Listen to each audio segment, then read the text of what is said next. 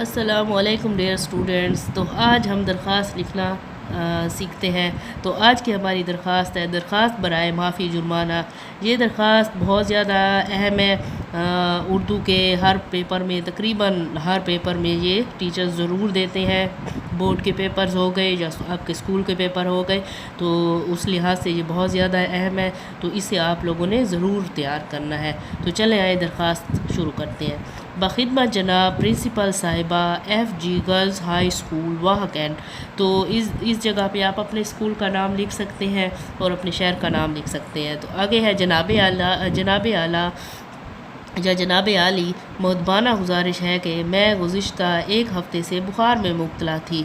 घर में कोई फ़र्द ऐसा नहीं जो आपकी खिदमत में दरख्वास्त पहुंचा सकता।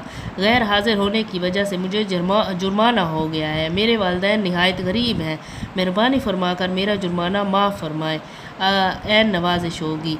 अल अर्ज़, इधर आप अपना नाम लिखेंगे और अपनी जमात का नाम लिखेंगे और अपने स्कूल का नाम लिखेंगे।